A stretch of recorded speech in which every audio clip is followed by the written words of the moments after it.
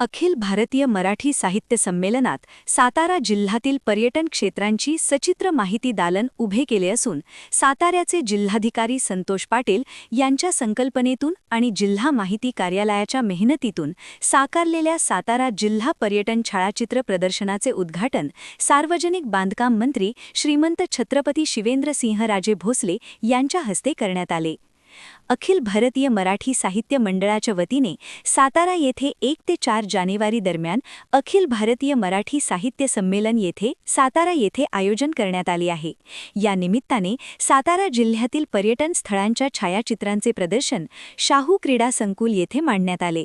या उद्घाटन सोहळ्याला संमेलनाचे अध्यक्ष विश्वास पाटील, जिल्हाधिकारी संतोष पाटील, पोलीस अधीक्षक तुषार दोशी, अखिल भारतीय मराठी साहित्य मंडळाचे अध्यक्ष मिलिंद जोशी, संमेलनाचे कार्याध्यक्ष विनोद कुलकर्णी, कार्यवाहक सुनीता राजे पवार आदी उपस्थित होते। हे प्रदर्शन अत्यंत सुंदर व सातारा जिल्ह्यातील गडकिल्ले, ऐतिहासिक, सांस्कृतिक पर्यटन स्थळे यांचे समग्र दर्शन घडविणार आहे। 4 दिवसांच्या साहित्य संमेलनामध्ये हजारो साहित्यिक रसिक संमेलनासाठी येणार आहेत। त्यांना सातारा जिल्ह्यातील पर्यटन स्थळांची माहिती या ठिकाणी छायाचित्रांच्या माध्यमातून उपलब्ध होईल। यातून जिल्ह्याच्या पर्यटन वाढीस मदत होईल असा विश्वास सार्वजनिक बांधकाम मंत्री शिवेंद्रराजे भोसले यांनी व्यक्त केला। महाबळेश्वर पाचगणी बरोबरच या सर्व पर्यटन स्थळांचा आस्वाद या छायाचित्रांमधून आपल्याला मिळतो। हे प्रदर्शन कायमस्वरूपी जिल्हाधिकारी कार्यालयात मांडण्यात येणार आहे असे जिल्हाधिकारी संतोष पाटील यांनी सांगितले। शासकीय इमारती या केवळ शासकीय इमारतींच्या भिंती या केवळ भिंती न राहता त्या जिवंत व्हाव्यात आणि त्यांनी आपला इतिहास, आपली संस्कृती, आपलं निसर्ग सौंदर्य याविषयी या ठिकाणी येणाऱ्यांशी हितगुज करावं, यासाठी जिल्हाधिकारी संतोष पाटील यांची ही संकल्पना खरोखरच नाविन्यपूर्ण आहे।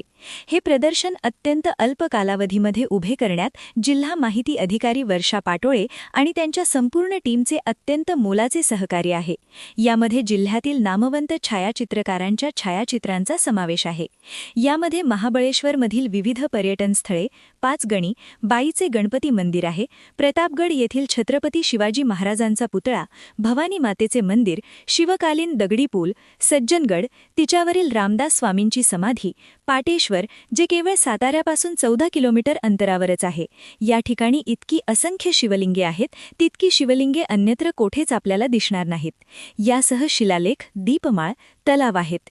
केळवली, ठोसेघरचा धबधबा, शिखर शिंगणापूर मंदिर, चाळकेवाडी इथल्या पठारावरील पवन ऊर्जा प्रकल्प, अनेक विविध रंगांनी फुललेले कासचे पठार, कासचा तलाव, सातारा येथील अजिंक्यतारा, कराडजवळची आगाशिवची लेणी, प्रीतिसंगम, मेणवलीचा घाट, कोयना धरणाचा परिसर, बामनोली, टापोळा इथले वॉटर स्पोर्ट्स, पाली, क्षेत्रमाहुली, संगमाहुली, जबलेश्वर या ठिकाणची मंदिरे, क्रांतिज्योती सावित्रीबाई फुले यांचे नायगाव येथील जन्मस्थळ, 12व्या शतकातील बांधलेली नकट्या रावळाची विहीर, धोमचे मंदिर, लिंब येथील बारामोट्याची विहीर, औंध आणि सातारा येथील वस्तुसंग्रहालय, कोयना अभयारण्य, त्यातली वनसंपदा अशा अनेक विषयांवरील छायाचित्रे या प्रदर्शनात मांडण्यात आली आहेत, जी पाहत असताना खरोखरच पाहणाऱ्याची तहानभूक हरपून जाते।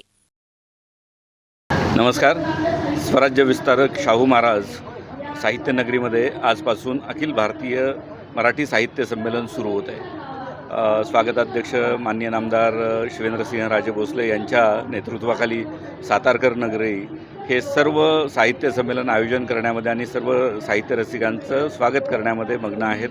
त्यांची पूर्ण तयारी झालेली आहे। या साहित्य संमेलनाच्या मंडपामध्ये सातारा जिल्ह्यातील विविध पर्यटन स्थळाचं एक प्रदर्शन जिल्हा प्रशासनाच्या वतीनं आयोजित करण्यात आलेलं आहे। यामध्ये गडकिल्ले आहेत, त्याचबरोबर सर्व मंदिरं आहेत आणि वेगवेगळी निसर्ग पर्यटन स्थळे आहेत। या सर्वांचा समावेश या पर्यटन स्थळाच्या प्रदर्शनामध्ये करण्यात आलेला आहे।